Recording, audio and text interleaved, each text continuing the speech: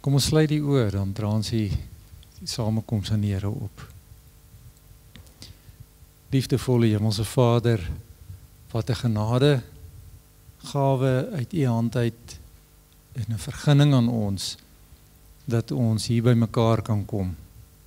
Dankie dat ons in 'n land is waar daar nog vryheid is om saam te kom sonder vervolging, waar ons U naam kan grootmaak, waar ons uit die woord kan lees, waar ons lering kan ontvang in waarheid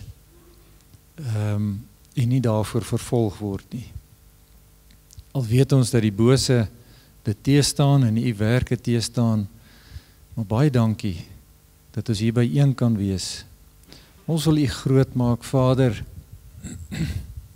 en U eer en dank vir die hoop wat ons kan hê, dat ons vrede met U kan hê, omdat daar vrede gemaak is deur U Seun, wat vir ons kom sterf het, sodat ons verlossing kan hê van ons sonde en 'n nuwe lewe in Christus kan ontvang. Ons eer en dankie, ons dankie dat ons op hierdie dag ook ons die opstanding van ons Here Jesus kan herdenk, soos elke ander Sondag. En dankie dat ons hier saam kan wees om U te loof. Mag ons saam wees, ons gebede, ons sang, ons luister na die woord en ons gehoorsaamheid aan die woord vir U tot eer strek. Ons bid dit in Jesus naam. Amen. Ons kyk saam na die afkondigings. Dis nou die laaste keer wat julle hierdie afkondiging gaan sien. Ek gaan hom nooit weer sien nie. Daar is net een Kerssangdiens vir 2025. En as julle vanaand se diens mis, dan het julle die geleentheid gemis. So, ons sien uit daarna. Daar is geoefen en baie voorbereidings getref. So, bring asseblief vriende saam en dan sal ons vanaand lekker saam die Here loof met Kersliedere en dan ook saam luister na die evangelie. Die gaan, soos ek laas ook afgekondig het, die sal plek wees vir ekstra parkering. Ons gaan oopmaak hier na agter toe, seker te maak as parkeerplek vir almal. So, sien uit om julle vanaand te sien. Daar kom die dinge wat ek nou net gesê het. So, nooi asseblief vir familie en vriende saam. Mense wat dalk net na Kersdienste toe kom en nooit andersins kerk bywoon nie. Dis 'n geleentheid vir hulle om nie net mooi liedjies te hoor nie, maar ook die evangelie te hoor. Bidure, herinner julle, Sondag voor elke diens en dan Woensdae aande. Kom asseblief, kom woon by, al is dit een keer 'n week, kry 'n geleentheid, maar dit stig 'n mens en dit is ook tot eer van die Here. En dan die vroue bidure en Bybelstudie is klaar afgesluit, dit begin weer in Januarie. En ek weet nou nie of haar mannegroep afkondiging nog is nie, hy kom nog, okay, as hy nog daar kom. Johannes nie hier so vandag nie, Linda, jy moet maar vir hom geluk sê en ons sal vir hom op die fone en so aan geluk wens, hy verjaar môre.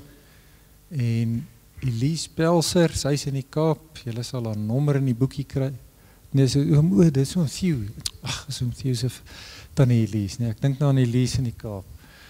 Okay, korreksie. Nou asseblief vir tannie Elise. En volgende huweliksherdenkings. John Reinsunay, ek weet nie of hulle hier is, en Iver en Deedrey.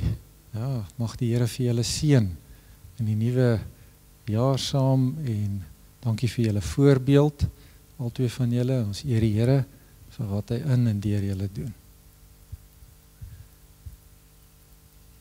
Oh, nou, is dit nou al die verjaarsdae? Is dit nie wie sien? Okay. Kom gerus vorentoe. Die verjaarsdae, Joshua en Linda, jy is hier so, maar dan sien ek nie, Anneke, jy is hier, Appie, ek, Niels, Tannie Daphne. Ja, ek weet nie of Erns hier so is nie, Misha, ek sien nie vir Sharon nie. En kan ons sommer die huweliksherdenkings ook opsit en daar die mense vorentoe nooi.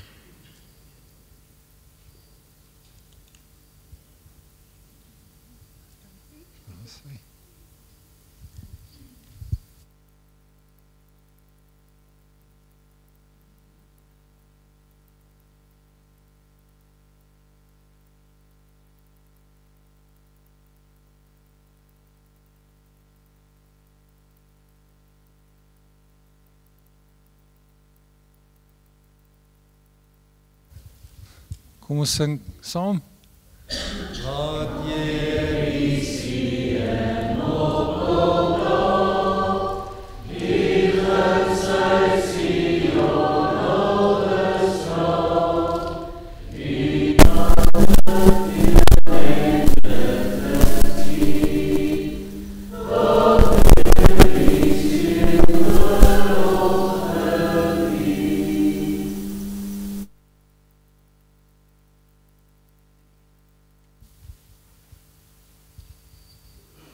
goed, en die komende maand is teediens en blomme en ook die nagmaal rooster. Ja, maar net kennis. En dan die mannegroep is ons laaste byeenkoms vir die jaar. Ons is 7 tot 8 hier so by die kerk by mekaar, gaan ons 'n sessie doen tot 8 uur en dan skuif ons aan vir 'n ontbyt by Hawespleis. So nee, maar net kennis, dis min of meer die koste van 'n ontbyt en 'n koffie en 'n tip. Ons vat sommer kontant saam, ons het makliker met die betaal daar. So sien uit om vir oula saam te kuier. En hierdie is dan net vir volgende Sondag, neem asseblief kennis, net na die diens. Ek wil met die gemeentelede net asseblief agterbly. Dis vir terugvoering oor die skuif van die pastorie. Het oom Philip en die manne wat help, mense wat help, gaan vir ons terugvoer daaroor gee. Baie dankie. Dankie, en die selfone, onthou asseblief, maak hom stil. Myne sien ek is op silent, so. Maak maar net seker. Ons saam lees, skriflesing vir môre is uit Openbaring 21.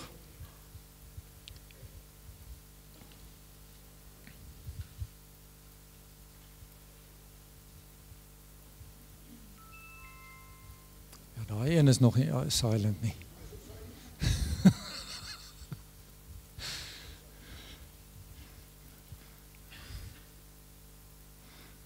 Goed, kom ons lees saam. Ek lees uit die 2020 vertaling van vers 22 af.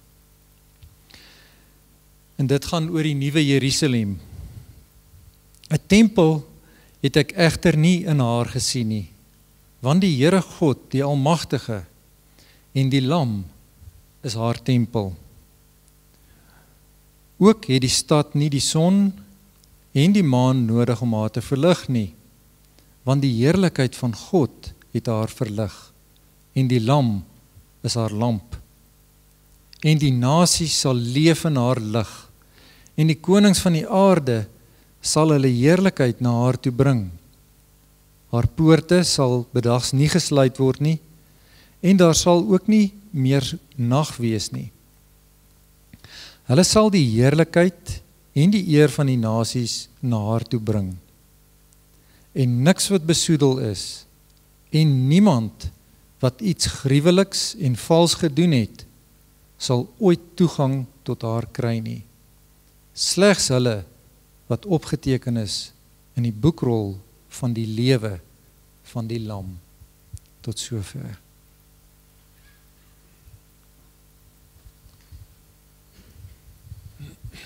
Kom ons sluit die oë en ons bid saam. Ons dank die Here. Hemelse Vader, na hierdie skrifgedeelte wil ons begin en vir U die dankie sê vir daardie hoop en daardie verwagting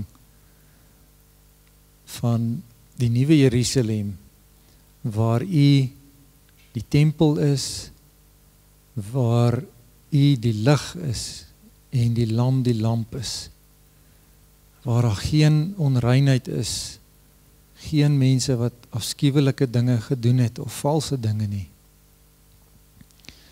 En as ons dit sê, dan weet ons, elkeen van ons wat gered is, was daar die mense gewees, wat afskuwelike dinge en vals dinge gedoen het, maar U het ons kom vrymaak in U seun en 'n nuwe lewe gegee. Die ou is verby. Ons prys U daarvoor. Ons dankie vir daardie verwagting. En ons bid vir ons lewe hier op aarde, dat ons lewens hier geleef sal word in gehoorsaamheid en in danksegging aan die Lam.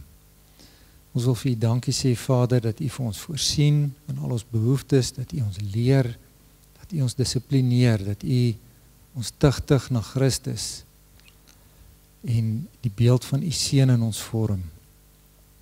Maar dankie dat U ook vir ons verganklike liggame sorg en ons aardse behoeftes met gesondheid en lewenskrag, behuising, kos en klere.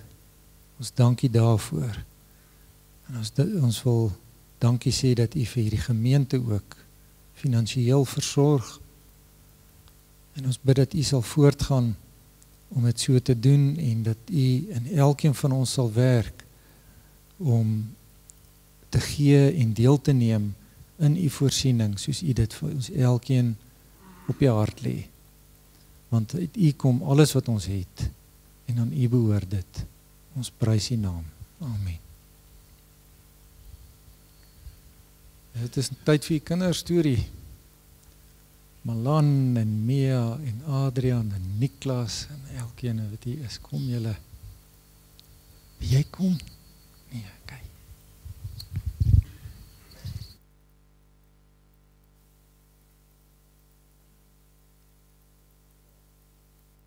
Die storie vandag staan daar. Jesus is die mooiste. Nou dit gaan nie dieselfde wees as my preek vanoggend nie. En die rede hoekom ek dit nie so doen nie, is want ek het nie 'n storie wat pas my preek nie, maar vanaand is Kerssangdiens. En ons gaan nou praat oor Jesus wat gebore is en wat vir ons die ewige lewe gebring het. So, die preek wat ek vanaand gaan preek, die versie sê so: En julle sal die koning in al sy skoonheid sien. Julle gaan sien hoe mooi is hierdie koning. So baie jare na Jesaja dit gesê, dit was 700 jaar later. Een aand, toe kom daar engele, en hulle begin sing, en hulle begin God prys. Daar was eers net een engel, wat verskyn het aan die herders, want die herders het nog hulle skapies opgepas, 'n bietjie koud, in die veld in die aand, en hulle pas hulle skape op, en skielik is dat die lig so helder, soos die son, en hulle is so bang, en toe sê die engel, moenie bang wees nie, ek bring vir julle goeie nuus, daar is vandag vir julle gebore, 'n verlosser, die seun van Dawid. En toe hardloop hulle Bethlehem toe, want die engel het gesê, hier so julle weet, dis die regte baba.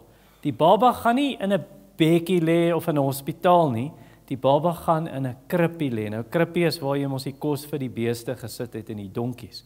So julle gaan die babietjie daar kry. En toe kom al die engele word toe sigbaar en hulle prys God wat in die hoogste hemel is en hulle sê nou is daar vrede op aarde vir al die mense oor wie God bly is. En toe hardloop die herders en toe kom hulle daar en wat sien hulle? Hulle sien in die krippie, sien hulle die baba, hy so toegedraai in sulke lappies. Nee, soos as jy nou pop speel, veral as jy nou kleiner dogtertjies, jy het 'n poppie, wat het jy daar? Dit is soft toy. Okay. Maar jy weet mos as jy pop speel, dan draai jy mos die babietjie so toe in 'n kombersie, né? En so het Jesus so in lappies gelê, so toegedraai. En toe gaan hy so, jy weet as jy 'n baba sien, so cute.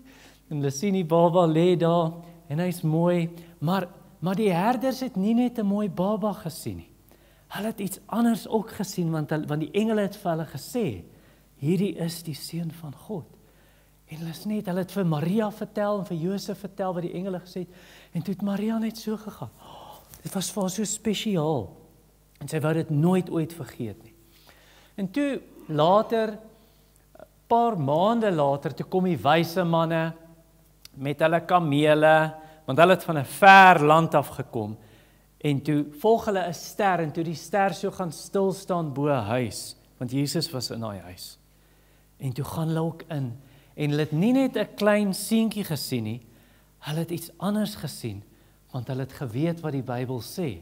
Want baie lank voor dit het Micha gesê dat hy gaan in Bethlehem gebore word, maar daai een in die krippie lewe nog, hy het eintlik lank gelewe voor hy gebore is. En toe prys hulle hom en hulle bring persente vir hom en hulle sê hier is ons goud, en die ander gee vir hom wierook en die ander gee mirre, en is soos baie spesiale parfuum en olies. En toe aanbid hulle hom, hulle buig voor hierdie klein seentjie en hulle prys en aanbid hom, want hy is nie net 'n klein seentjie nie, hy is ook God. So hulle het gesien, Jesus is regtig die mooiste, nie net want hy lyk buitekant miskien mooi nie, 'n cute baba of 'n klein seentjie, maar hulle het geweet wie hy is. En toe het Jesus groot geword, en eendag, toe sê hy vir sy 3 disippels, jy en jy en jy, ek wil hê julle moet saam met my kom, ons gaan bergklim vandag. En toe gaan klim hulle teen 'n berg op, en hulle was bietjie lank daar, en toe het Petrus moeg geword, en vaak, want jy word mos maar moeg as jy berg klim. En toe raak hy in die slaap, en toe raak Johannes later in die slaap, en later slaap Jakobus vas. En ewe skielik, toe skyn Jesus se gesig soos die son. So dit was nie die son wat op hom skyn, soos in 'n spieël en dan skyn hy aan 'n ander kant toe nie. Die lig was van binne hom. En sy klere is so wit soos weerlig, so helder. En toe word Petrus skielik wakker en hy sien nie die lig en hy is verskriklik bang. En toe sien hy Moses en Elia staan langs Jesus, want hulle het uit die hemel gekom. En toe sê hy, Jesus, kom ons bou gou 3 tente, een vir Moses, een vir Elia, een vir U. Hy het nie eens geweet wat hy sê nie. Want hy was so opgewonde en bang en deurmekaar mekaar en alles gelyk, en moeg. En toe sê daar 'n stem, daar het so 'n wolk gekom oor hulle, en toe kom daar so 'n stem soos donder weer uit die wolk, en toe sê dit is my spesiale seun, luister na hom. En toe weet Petrus, want hulle was so bang toe hulle dit hoor, toe weet hy, nee, Moses en Elia is nie amper dieselfde as Jesus nie, Jesus is baie spesiaal. En toe sien hulle, Jesus is die mooiste. So dis nie net buitekant as hy die mooiste nie, maar het geweet hy is die seun van God, want toe Jesus op aarde geloop het, hy het soos ons gelyk. Hy het gelyk soos oom Werner of oom Shaal. Jy sou net gedink het, daar's nog 'n man wat verbyloop. Maar Petrus, Johannes en Jakobus het daai dag iets gesien en geweet, Jesus is die mooiste. Jesus is die mees spesiale een. Toe hang Jesus aan 'n kruis. En julle onthou die storie wat ek julle al van die kruis vertel het. Daar was dorings op sy kop, hulle het so 'n kroon gemaak en dit het sy vel gesny en dan was al baie bloed oor sy gesig. En hulle het hom baie geslaan voor hulle hom gekruisig het, en toe slaan hulle spykers deur albei sy hande en spykers deur sy voete. En toe hang hy daar, en toe maak hulle hom dood, en toe hy dood is, toe vat 'n soldaat so 'n lang spies, toe druk hy dit tussen sy ribbes in sy long, in sy hart in. En toe hy dit uittrek, toe kom daar so, loop so 'n klomp water en bloed uit. Toe hang Jesus net so, mors dood. So hy het nie mooi gelyk nie. Maar daar was 'n soldaat daar, by die kruis, en toe besef hy, Jesus is die mooiste. Want hy het nie net buitekant gesien nie, hy het besef, hierdie man is die seun van God, en toe sê hy dit ook. En toe is Jesus begrawe, en toe hy uit die dood uit opstaan, en hulle sien hom, toe weet al die disippels, Jesus is die mooiste. Toe weet hulle, hy is die seun van God. Hulle het dit voor die tyd geweet, maar nou het hulle nooit weer getwyfel daaroor nie. En toe 40 dae later, terwyl Jesus met hulle praat, toe lig sy voete so van die grond af op. En toe gaan hy op, en toe gaan hy op, en toe gaan hy op, en toe verdwyn hy. 'n wolk het so oor hom gegaan. In die wolke in, en toe is hy weg. En toe hy in die hemel kom, toe prys die engele hom. En toe prys Abraham hom en Isak en Jakob en al die Christene wat al in die hemel was. Toe weet hulle, Jesus is die mooiste, want hulle weet hy is die seun van God. En nou sit hy op 'n troon en hy regeer, want hy is die koning. Hy is die mooiste. En die Bybel sê vir ons in Psalm 45, hy is die mooiste van almal. En eendag gaan hy weer kom op die wolke, net soos hy weggegaan het daai dag. En ons gaan hom sien, en sy gesig sal skyn soos die son. En Paulus skryf vir ons in een van sy briewe, hy het vriende gehad in 'n dorp in Griekeland, in Thessalonika, toe skryf hy, liewe Thessalonisense, eendag gaan Jesus weer kom, en julle gaan weet, hy is die mooiste. Julle gaan hom prys en bewonder, en net gaan, wow, julle gaan so bly wees om hom te sien. En ek sal baie graag wil hê, Klaasie, en almal van julle, ek sal baie graag wil hê, dat julle hom ook sien, want julle gaan hom sien, maar dat julle ook sê, hy is my verlosser, en hy is die mooiste, en dat julle hom saam gaan prys daai dag. So glo in hom, en wees lief vir hom, want hy het julle lief gehad, heel eerste. En dit is toe hy aan die kruis gehang het, toe hy lelik gelyk het, maar toe die soldaat geweet het, Jesus is die mooiste. Kan julle kan gaan sit.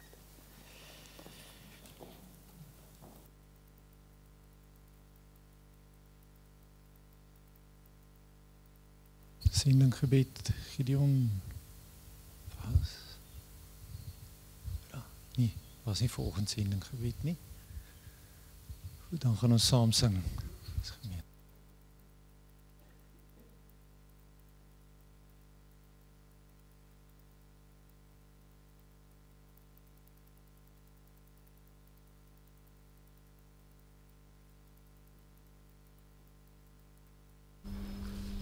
Goeiemôre almal. Ons bly nog op saam en een bring aan die Here wat volgens Psalm 24 behoort die aarde en alles daarin in sy volheid behoort aan hom. En volgens die evangelies is ons glad nie in ons eie mag en krag gered nie, maar is dit alleenlik deur hom wat ons gered is en vandag hier kan wees. En dan gaan ons ook ons lewe aan hom hertoewy. En soos die Engelsman sal sê, recommit. Kom staan asseblief saam met ons en dan besing ons die naam van die Here. Oh,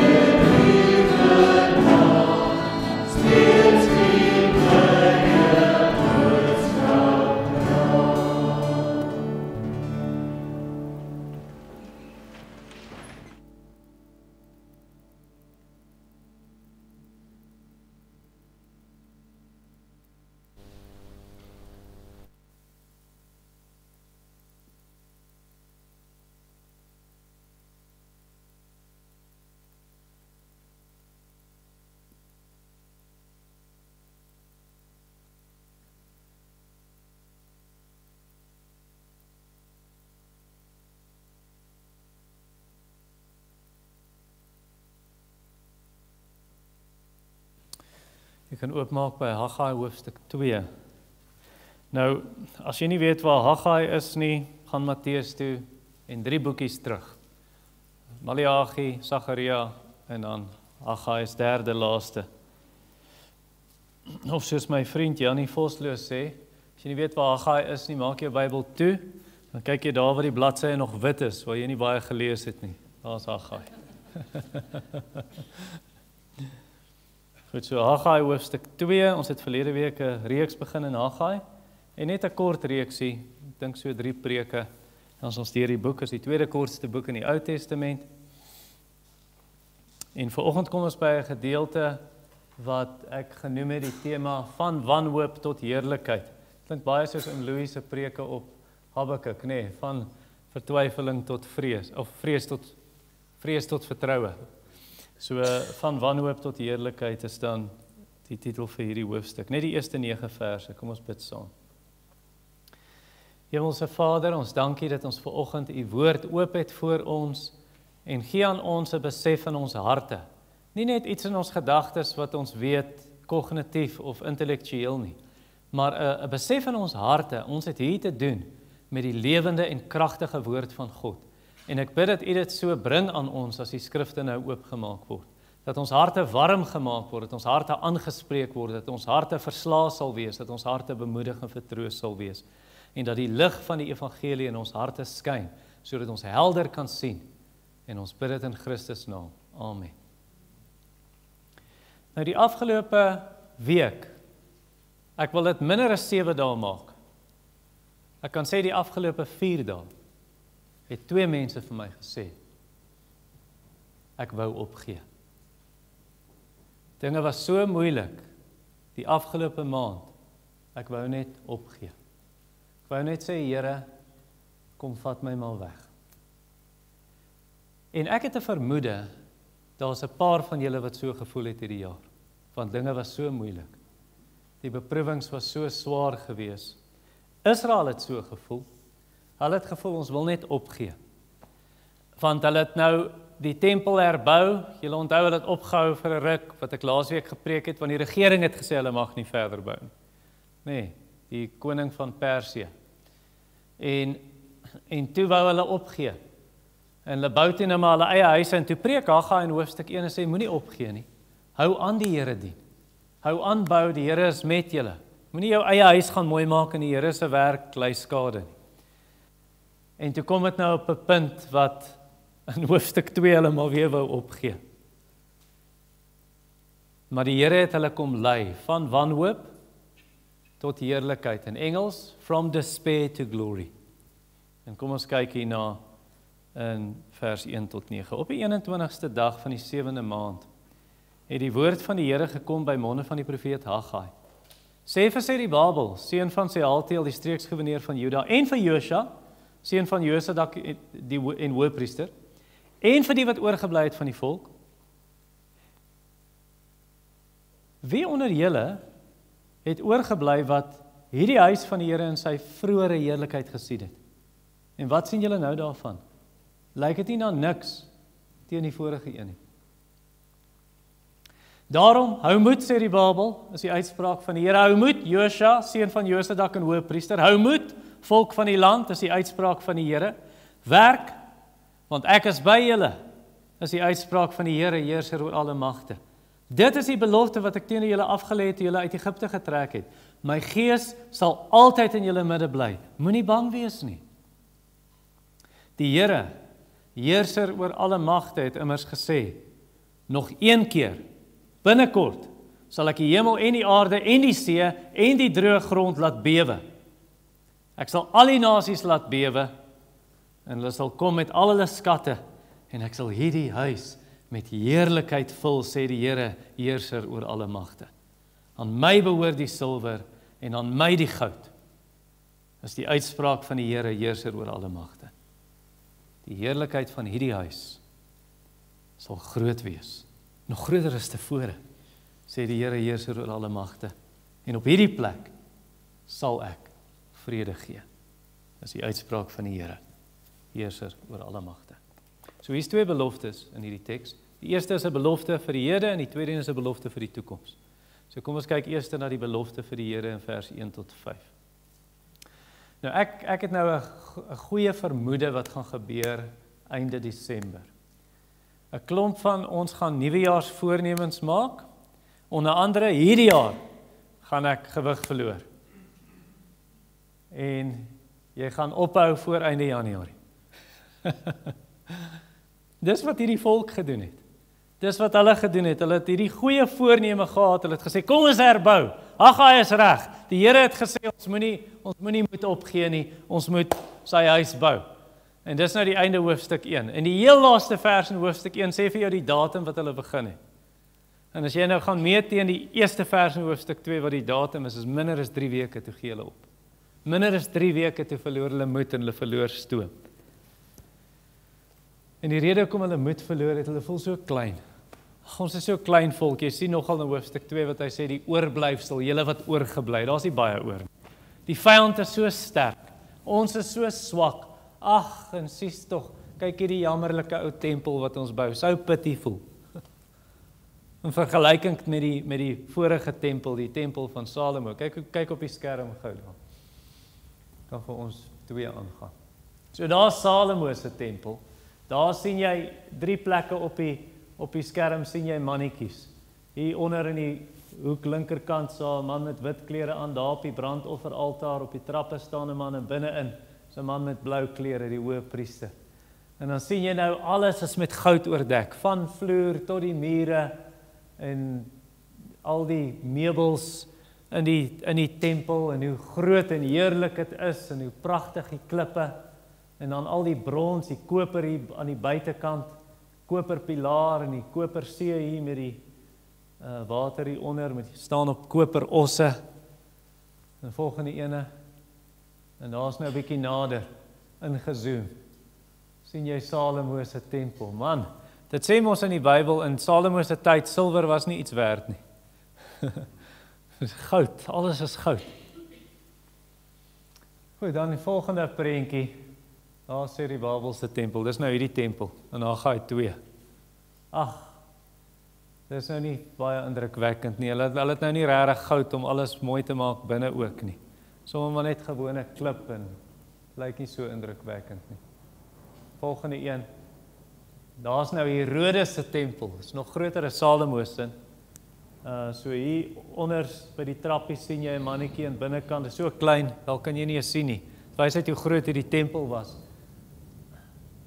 Volgende, daar is vir jou 'n idee van Herodes se tempel. Die een wat nou sou kom, waarvan Haggai ook praat. Goed, baie dankie. So jy kan nou maar verstaan hoekom hierdie mense dink, ag, in vers 3 wat dit sê, kyk na hierdie tempel, wat sit teen die vorige een? Hoe lyk dit vir julle? En hulle voel soos, is dit nou die werk? Ek weet nie of jy al so gevoel het nie.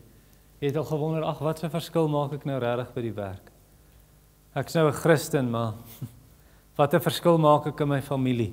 Wat 'n verskil maak ek in die kerk, in ons gemeente? Wat 'n verskil maak ek in die woonbuurt? Wat 'n verskil maak ek by my vriende? Wat 'n verskil maak ek in die samelewing? En jy voel ook maar moedeloos soos hulle. Ek wil vir jou sê, die Here spesialiseer in swak instrumente, sodat die eer hom sal toekom. Dit staan in 1 Korintiërs 1 se einde, dat hy die swakkes gekies het, en die wat nie vernaam is, en spesiaal is, en belangrik is, en ryk is nie. Hy het maar net die swakkes gekies, sodat ons nie in onsself sal roem nie, maar die eer aan hom alleen sal toekom. Dink maar aan die Bybel, wie kan voorbeelde vir my noem in die Bybel, waar God swak mense gebruik het, swak instrumente? Moses, hy kom ons nie lekker praat nie. Nee, hy sê ons, ek hakel Here. Ja, Moses, wat sê hy nou? Hy is nou nie spesiaal nie. Wie nog? Gideon, wie het dit gesê? Ja, nie Gideon nie. Ok. Ja, Gideon, nie daai Gideon nie. Gideon is nie iets belangrik en iemand belangrik nie. Hy's nou maar die swakste. Hy sê nogal vir die engel van die Here, ek is die swakste van my familie, en my familie is die swakste in Israel. Wie is ek? Wie nog? Ok. Daniel, David, ja, Moses, Josef is die jongste boetie. En Dawid is die jongste boetie en hy pas maar net skapies op. Klaasie, jy het jou hand opgehad, weet jy gesê? Dawid, goed, ons het Dawid nou gehad. Die disippels, wie kies Jesus? Die konings en die keisers, nie vissermanne en tollenaars, net gewone mense. Dink aan Israel, die kleinste volkie, wat nie iets spesiaal is nie. En die Here kies vir Israel. En die Here kies vir Timoteus. Daar's 'n rede hoekom ons in Engels sê timid Timothy. Want Timoteus was maar bang, hy was piglet. Nee, hy was altyd maar onseker en bang en die Here gebruik vir Timoteus. En so deur die Bybel gebruik die Here swakheid. Wat's die heel beste illustrasie van swakheid wat God gebruik het om 'n wêreld te red? Paulus is die tweede beste voorbeeld. Die eerste is Jesus. Nou Jesus is sterk, maar 'n kruisiging is swakheid. Dis die dood van 'n misdadiger, 'n krimineel, en God gebruik dit om 'n wêreld te red. God gebruik swakheid. So moenie onderskat wanneer jy sê maar ek is so swak en ek is so klein en ek is nie belangrik nie. Moenie onderskat die effek wat een kersie kan hê nie. So oom Louis Lourens het 'n klomp jaar gelede op Cornelia, ek weet nie of julle dit onthou nie, Mike en Jolanda, toe jou pa gepreek het en by 'n aanddiens toe sê hy sit al die ligte af. En toe is al die ligte afgesit, maar hy het vooraf vir mense kersse gegee. En toe sê hy, en toe steek iemand 'n kers aan. Daai een kers, jy kon nie glo die verskil wat een kers gemaak het. Nou onthou dis Cornelia in die Vrystaat, daai dorp, jy nie weet waar dit is nie, as jy in Suid-Afrika kom, draai jy links. Nou dis so ou klein one horse town, daar was blykbaar 'n verkeerslig eenmaal toe hy groen slaan toe Erik koeie hom. Ja, is regtig 'n klein plekkie, so jy kan dink, daar's nie die stad se ligte wat bietjie die visie versteur nie. Nee, dis pikdonker as jy die ligte afsit. En daai een kers, jy kon nie glo die verskil nie. Toe steek nog iemand 'n kers aan daar, nog iemand in die gebou daar, nog iemand daar. En sy les was presies dit. Moenie onderskat die effek wat jy kan hê deur jou klein liggie en jy voel maar ek is so klein, ek is so onbelangrik, ek is nie spesiaal nie. Nou miskien sê jy ja, my kersie, jy sê nou maar jy ken nie my kersie nie. Want my vlammetjie is amper besig om dood te gaan. Net soos wat die Bybel sê, nee. Hy sal die smeulende kerspit nie uitdoof nie. Jesus sal nie daai kersie wat flou brand dink, wel, ek's nou maar klaar met jou nie. Nee, hy hou sy hande op om dit en hy gooi die was af totdat daai vlammetjie weer begin brand. So jy kry jou krag uit vers 4 dan, as jy soos vers 3 voel, ag kyk ons tempel is so swak, dan doen jy vers 4, hou moed. Hy sê dit 3 keer in vers 4, hou moed, hou moed, hou moed. Ek dink die ESV sê, be strong, be strong, be strong. Kry jou krag uit die Here, kry jou sterkte uit hom, ek is tot alles in staat deur Christus wat my die krag gee, sê die apostel Paulus, Filippense 4:13. Wees sterk in die Here en die heerlikheid van sy sterkte. Kom vind jou krag in die Here. Nou die Hebreëse woord hier wat vertaal word hier, hou moed, of in die ESV, be strong, dit kan ook beteken word herstel. Dis dieselfde woord wat in die boek Nehemia gebruik word, toe hulle die Jerusalemse mure herstel, nadat die Babiloniërs dit verwoes het.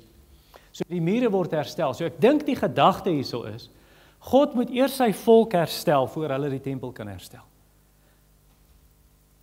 Hy moet eers hulle binnekant, want hulle voel gebreek binnekant. Hier binnekant is dit bouvallig, en dit voel vernietig. Die Here moet dit eers opbou, voordat hulle moed sal hê om die tempel te herstel. Nou hoe doen die Here dit? Wel, hy doen dit deur vers 1. Op die 21ste dag van die 7de maand het die woord van die Here gekom by monde van die profeet Haggai. Vers 4. Daarom, hou moed. So daar's die woord, dis die uitspraak van die Here. So hoe bou die Here jou op? Hoe herstel hy jou? Hoe gee hy daai krag? Deur sy woord. Psalm 119 vers 128 sê dit. Psalm 119 vers 128.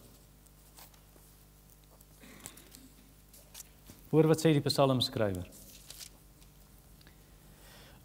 Daarom volg ek alle opdragte oor alles, elke pad van bedrog haat ek. Ek is jammer, vers 28, nie 128 nie. Dit het nie sin gemaak nie.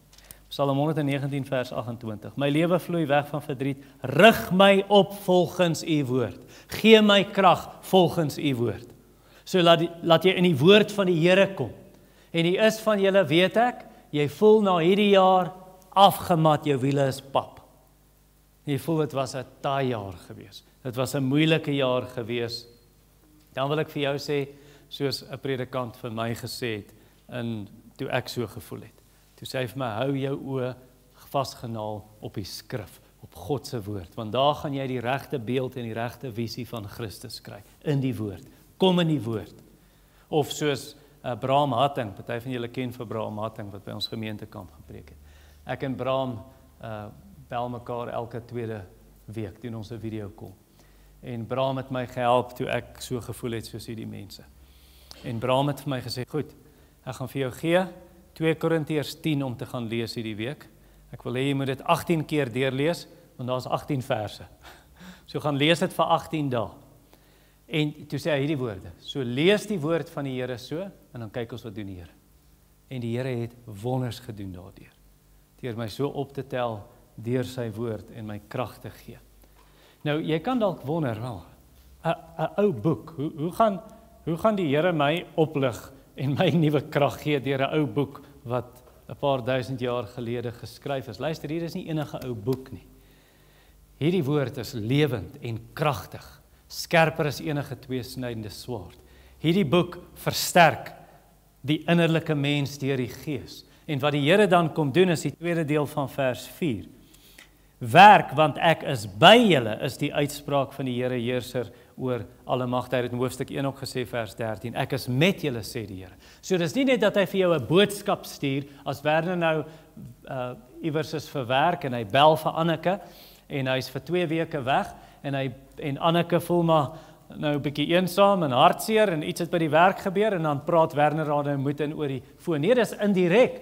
Nee, hierdie is Werner wat by Anneke is, en vir haar help, en nie net moet inpraat nie. Hierdie is nie net God wat deur 'n boek vir jou iets sê, 'n brief skryf nie.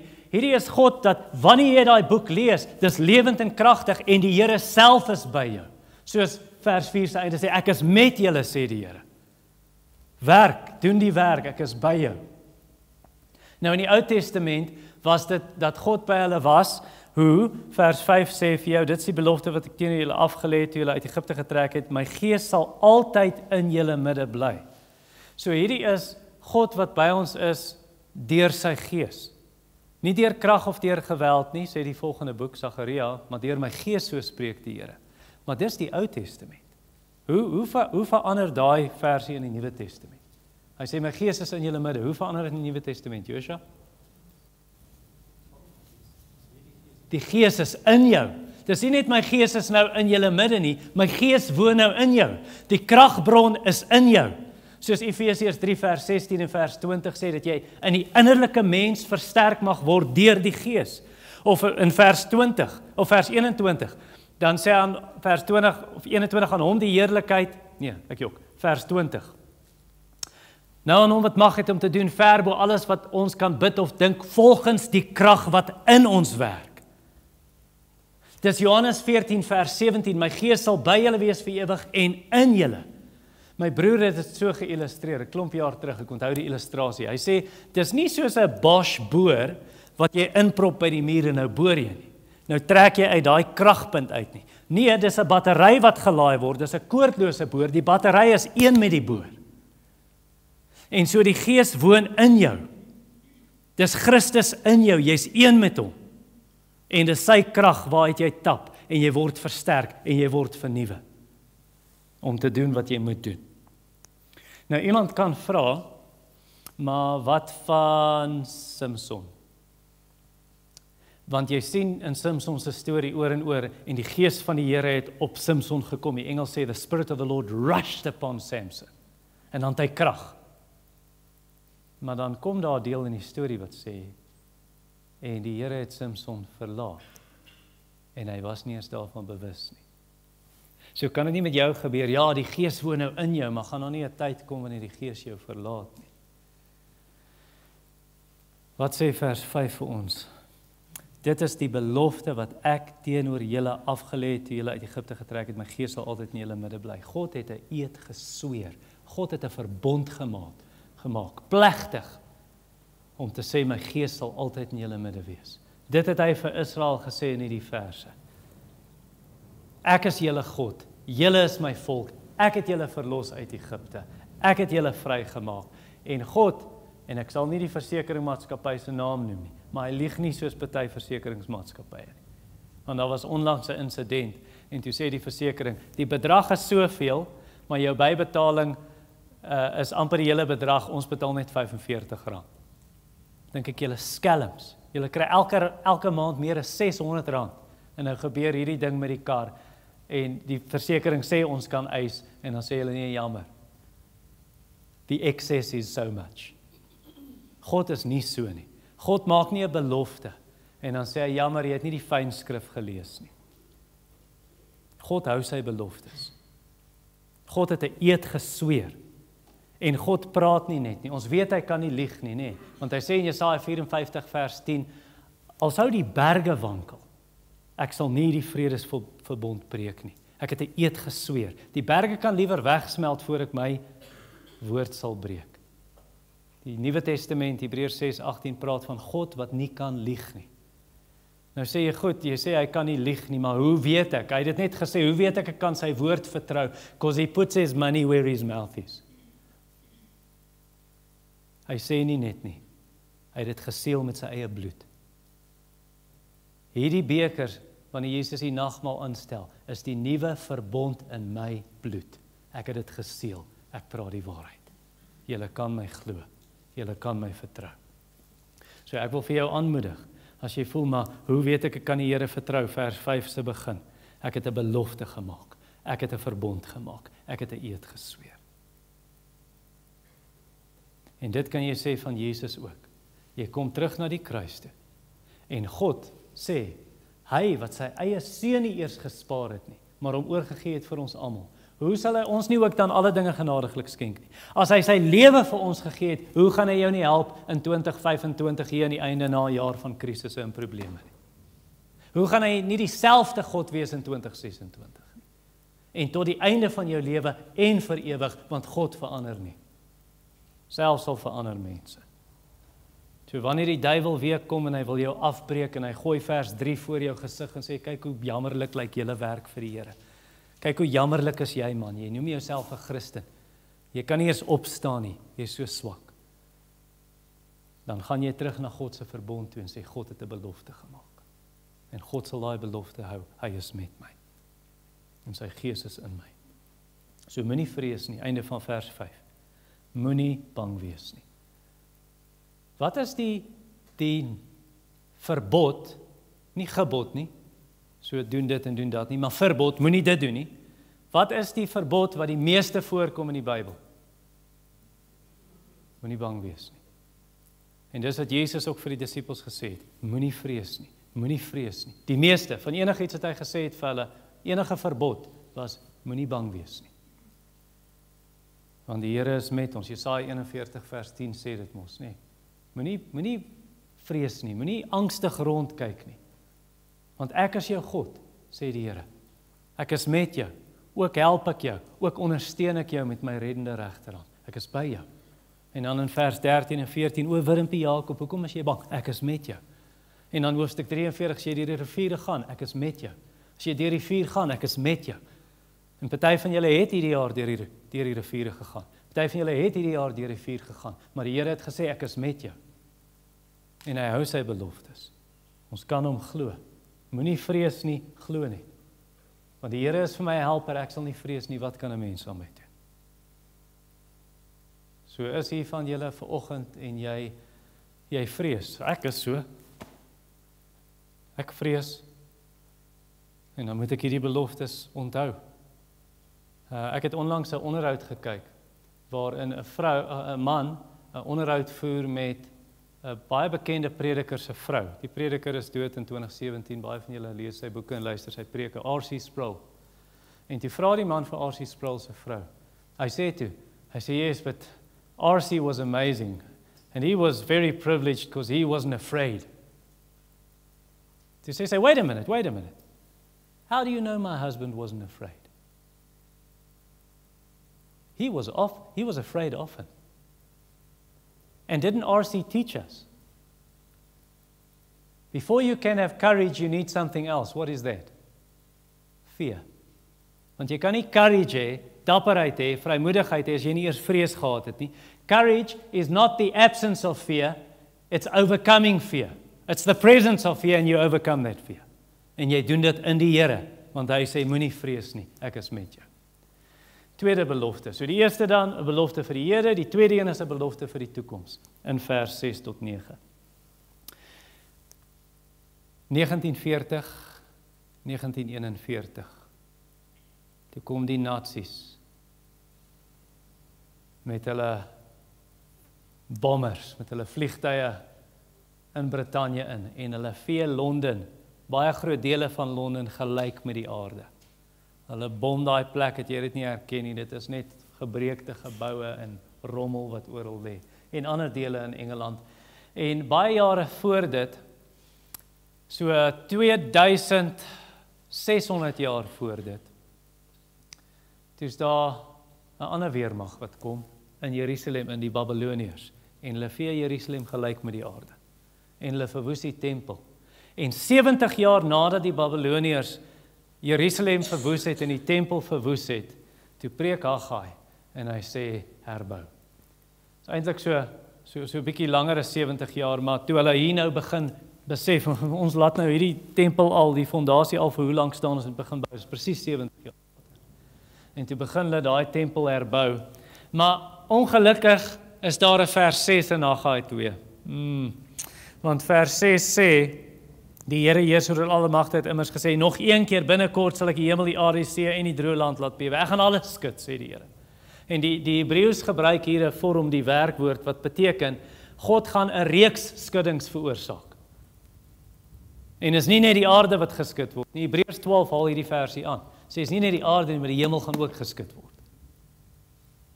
Is nie 'n gewone aardbewing hierdie nie. Nou wanneer gaan dit gebeur? Nou ek gaan vir jou sê wat ek dink en wat ek glo die korrekte interpretasie hiervoor is. Hierdie skuddings, dit praat van 'n reeks skuddings. Dit het begin toe Jesus gekruisig is. Wat het gebeur toe Jesus sy asem uitblaas?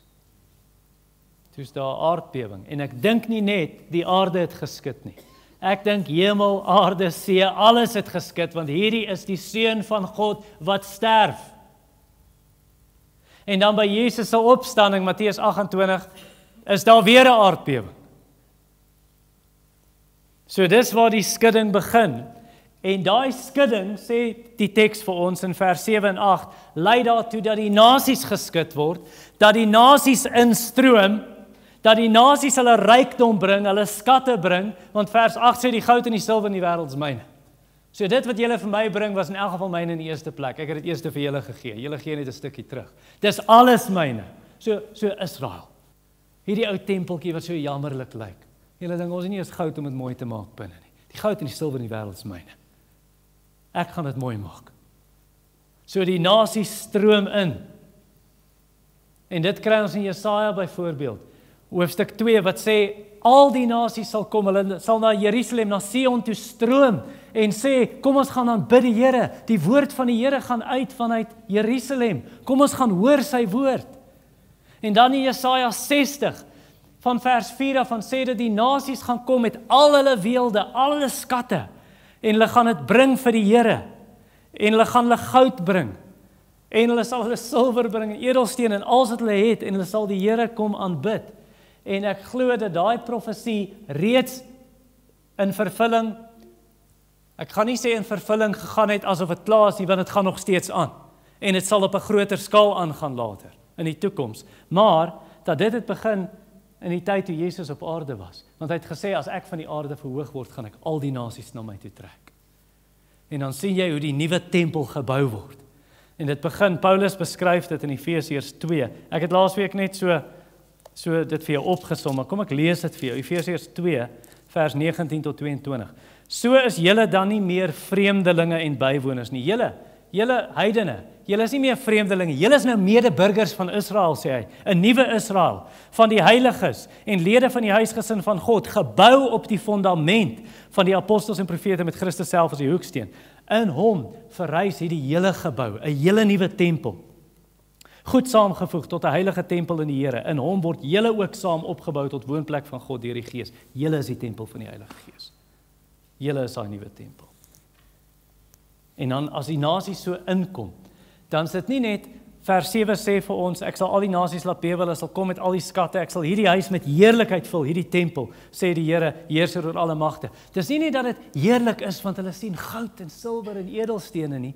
Nee, dis heerlik, want hier's iets beter as 'n kliptempel. Hier's 'n persoon. Onthou julle wat het gebeur toe Moses net die tent klaar opgeslaan in die tabernakel? Toe kon hy nie ingaan nie, hoekom? Want dit was so vol van die heerlikheid van die Here. En toe Salomo, toe die tempel klaar gebou is, toe kon die priesters nie hulle werk doen nie. Want dit was so vol, sê 1 Konings 8, van die heerlikheid van die Here. En eendag, toe staan 'n man, en hy stap in die tempel in, en sy naam is Jesaja. En dit is so vol, hy het hierdie visioen van die heerlikheid van God, van Christus op die troon, en die tempel bewe, dit skud. En hy sien die heerlikheid van die Here. En dit is wat ek glo, hoekom vers 7 sê, ek gaan hierdie huis met heerlikheid vul. Dit is nie net die heerlikheid van hoe mooi goud en silwer en edelstene is nie. Hierdie is die heerlikheid van God self. Dis die heerlikheid van Christus. Natuurlik, die enigste verskil is hierso, ons praat nie hier net van die heerlikheid van 'n gebou soos in die Ou Testament, Salomo se tempel nie. Ons praat hier van die heerlikheid van 'n persoon wat gesê het, en ek het dit laasweek gepreek. Jesus het gesê, breek hierdie tempel af. Binne 3 dae bou ek dit op. Daai tempel is 'n persoon, en sy naam is Jesus. Waar het ons Jesus se heerlikheid gesien? Waar is daai tempel afgebreek? Aan die kruis. Het ons sy heerlikheid aan die kruis gesien? O ja. O ja. Jesus het gesê, Vader, die uur het gekom, verheerlik die Seun. Jesus is verheerlik aan die kruis, om te wys, daar's die verlosser van die wêreld. Toe is hy begrawe en toe staan hy op uit die dood, en Johannes het hom gesien na sy opstanding, nie net hier op aarde nie, maar toe sy gesig op 'n dag, Johannes was op 'n eiland, as 'n gevangene, en toe sien hy Jesus, en Jesus se gesig skyn so helder soos die son in volle middag, en sy oë soos vlammende fakkels, en sy voete soos koper wat in 'n smeltoond is, en hy het 'n lang wit kleed aan soos 'n koning en 'n priester, met 'n goue band om sy bors, om te wys hy's koninklik. En 'n skerp tweesnydende swaard uit sy mond, hy's gestaan in Jesus. En Johannes sien presies wat Haggai voorspel het, daar's 'n nuwe tempel, gevul met die heerlikheid van God, want hy is die heerlikheid van God. En dan eendag gaan Jesus kom, en wanneer ons by hom is, ons sê, ons gaan sy heerlikheid sien. Maar wanneer ons by hom is, het Josua vir ons gelees, Openbaring 21 vers 22, in die Nuwe Jerusalem sien ons nie 'n tempel nie, hoekom nie? Want Christus is die tempel.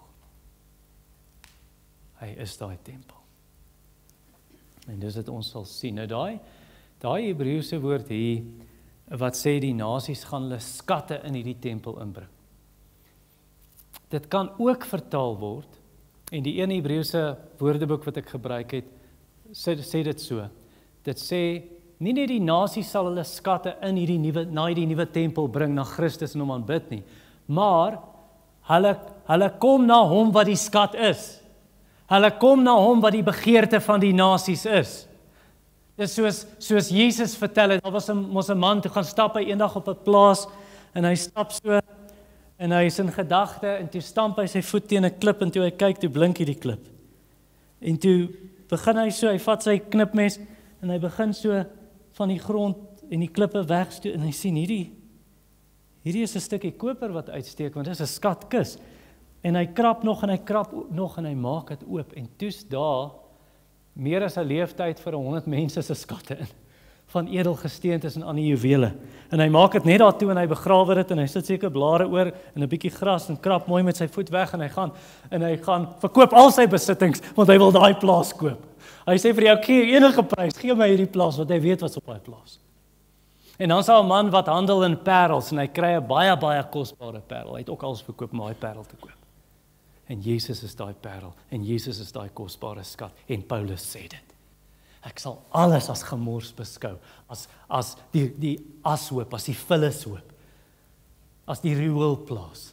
Dis alles trek vir my. Enige iets waarop ek voorheen geroem het, ek soek Christus. Ek soek daai skat. Gee my hom. En hy jaag dit na. En so die nasies gaan kom en hulle sal erken, daar's die skat. There's the pearl of great price. Die waardevolle een. Die nasies se begeerte sal na hom wees. En ek weet op die oomblik sien jy dit nie. Maar Psalm 22 vers 28 sê, dat al die families van die aarde sal kom en hom aanbid. En Psalm 86 vers 9 dieselfde. Al die nasies wat hy gemaak het sal kom en voor hom buig en hom verheerlik en hom aanbid. So daar sal baie bekerings wees. En mense wat na Christus kom. En dan het Josua vir ons gelees uiteindelik, hoe word hierdie vervul? In Openbaring 21, wanneer die nasies in die nuwe Jerusalem inkom met al hulle skatte, al hulle heerlikheid, om alles neer te sit aan die voete van die groot skat. En sê, hierdie is niks werd, vergelyking met hom nie. En hulle buig voor Jesus en bewonder hom en aanbid hom. Mag ek jou vra vandag? Nee, ek mag. Jesus het gesê, ek moet jou vra. Want ek preek sy woord vir jou. Is hy jou skat? Bo die skatte van hierdie wêreld, of moet jy sê, nee, ek weet die regte antwoord, want ek sit nou in 'n erediens as Jesus is my skat, maar as ek in my lewe kyk, hy is nie my skat nie. Want as hierdie lewe en die dinge van hierdie lewe, dis my skat. Is hy jou skat? Is hy jou begeerte? Of het jy flou geraak, soos ek laasweek gepreek het, om te sê, man, hierdie is soos lou water, minder as lou water. Wie wil skorrelgoed was in lou water? Wie wil koffie drink met lou water? Wie wil bad of stort en is in die winter in lou water? Want jou kinders het al die warm water uitgestort. Voel jou hart dalk so. En ek het dit laasweek gepreek en is nou 'n week later en jou hart is nog steeds so, want jy het nie na hom toe gekom hierdie week nie. Om te sê, verander dit, Here, ek wil my bekeer. Vergewe my dat my hart koud is teenoor U. Dan wil ek vir jou sê, soek hom opnuut. Soek weer daai eerste liefde. En vra dan vir hom, Here, ek weet nie om dit aan te blaas nie, doen dit. Soos een Puritein gesê het, hy sê, klim in daai willevyboom. Enige willevyboom wat jy kan om Jesus te sien. En hy noem die willevyboom prediking van die woord en die nagmaal en die doop en gebede en saamkom met die gelowiges. Klim in daai willevybome, dat jy net Jesus kan sien. En dan ontmoet jy Jesus daar. En ek bedoel nie die leerstelling van Jesus nie. Ek bedoel nie net waarhede oor Jesus wat aan jou verkondig word nie, al is dit waar, al is dit suiwer. Ek praat van 'n lewende Christus in jou siel. Wat jy sê, ek ontmoet hom daar en ek sal nie rus as ek Jesus nie in die prediking ontmoet het nie. As ek Jesus nie in die nagmaal en in die doop ontmoet het nie. As ek Jesus nie ontmoet het in die bidtuur en by die samesyn nie. Ek wil nie weggaan nie, gee my Jesus.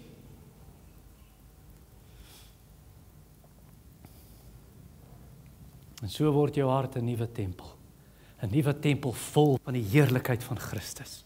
Net soos vers 9 sê, die heerlikheid van hierdie huis, hierdie nuwe tempel, sal groot wees, nog groter as Salomo se tempel, groter as Serubabel se tempel, groter as koning Herodes se tempel. Want Jesus self het hierdie woorde gesê, in Matteus 12 vers 6, en kyk, hier is iets groter as die tempel. Dis Jesus. Kom na hom.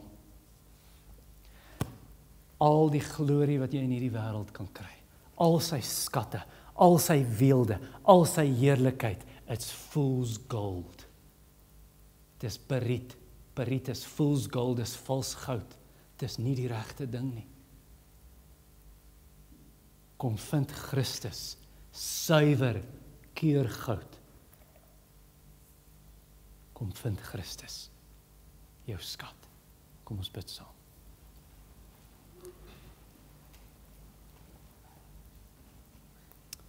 Ons Vader in die hemel,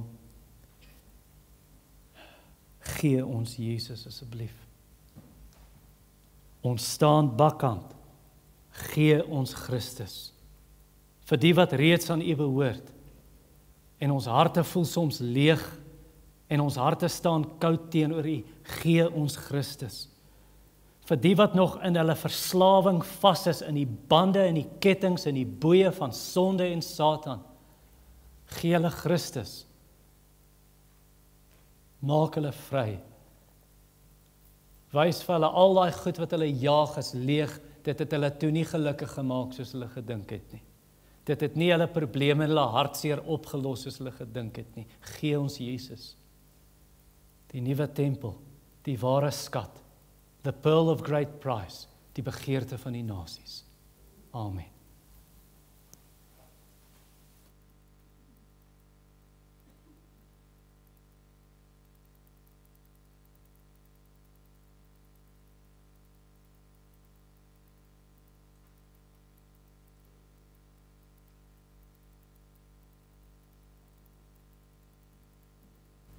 Dus dan sluit ons af met die lied, die grondslag vas en veilig.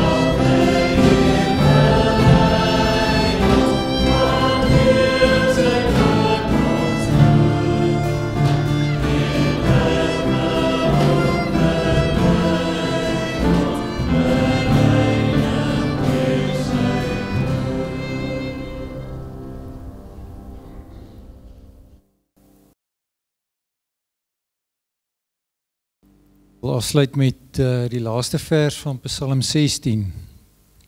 U sal my die pad van die lewe bekend maak. Versadiging van vreugde is voor u aangesig. Lieflikhede in u regterhand vir ewig. Mag die liefde van God, onze Vader, en die gemeenskap van die Here Jesus, ons redder, en die genade van die Here Jesus en die gemeenskap van die Heilige Gees met julle wees. Amen.